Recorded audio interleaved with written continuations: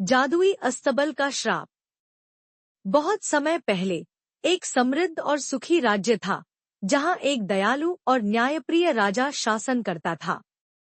राजा की 6 पत्नियां थीं, जो महल की जिम्मेदारियों और खुशियों में भागीदार थी। उनके ठहाकों की गूंज महल में हर ओर सुनाई देती थी, और उनके संगठित प्रयासों से राज्य फल फूल रहा था। राजा को कई चीजों का शौक था, लेकिन सबसे ज्यादा प्यार उसे अपने बेशकीमती घोड़ों से था।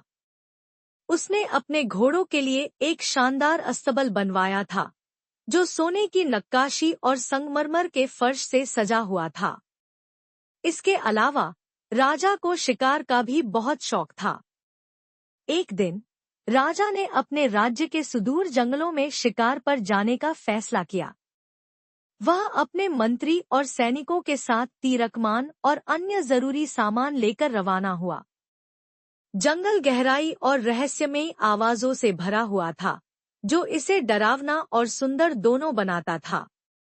शाम ढल चुकी थी। आसमान सुनहरे और बैंगनी रंग में रंगा हुआ था।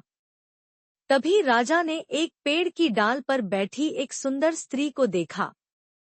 उसके बाल रेशम जैसे चमक रहे थे, और गहनों की चमक सांझ के प्रकाश में झिलमिला रही थी। राजा ने उसके पास जाकर पूछा, तुम इस खतरनाक जगह पर अकेली क्या कर रही हो? महिला ने कांपते हुए उत्तर दिया, मैं फल और लकड़ी इकट्ठा करने आई थी, लेकिन समय का ध्यान नहीं रहा। अब अंधेरा हो गया है, और मैं जंगली जानवरों से बचने के लिए पेड़ पर चढ़ गई हूँ। उसकी सुंदरता और हालत से प्रभावित होकर राजा ने उसे अपने महल चलने का प्रस्ताव दिया। महिला ने तुरंत स्वीकार कर लिया। महल लौटने पर राजा ने घोषणा की कि वह उससे विवाह करेगा। विवाह धूमधाम से हुआ, और पूरे राज्य में कई दिनों तक जश्न चला। लेकिन यह खुशी ज्यादा दिन नहीं टिक सकी। कुछ ही हफ्तों में राजा के प्रिय घोड़े एक एक करके गायब होने लगे। हर सुबह अस्तबल में केवल हड्डियां और खून के धब्बे मिलते। राजा ने सैनिकों को इस रहस्य का पता लगाने का आदेश दिया, लेकिन कोई सुराग नहीं मिला। एक रात जब राजा अपनी 7वीं पत्नी के साथ था, उसने उसकी चिंता भरी शक्ल देखकर पूछा, महाराज, आप इतने परेशान क्यों हैं? राजा ने लंबी सांस लेकर कहा, मेरे घोड़े हर रात गायब हो रहे हैं। मैंने हर कोशिश की, पर चोर का पता नहीं चल रहा। 7वीं पत्नी ने विश्वास से कहा, मैं इस रहस्य को सुलझाने में आपकी मदद करूंगी।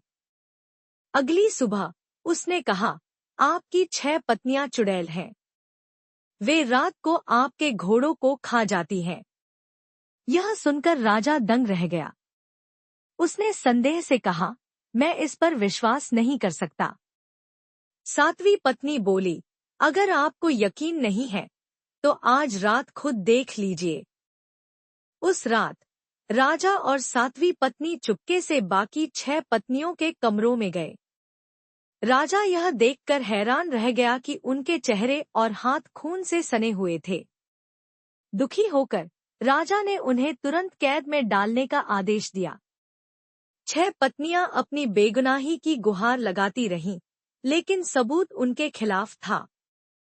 राजा को यह नहीं पता था कि उनकी कैद की गई पत्नियों में से एक गर्भवती थी।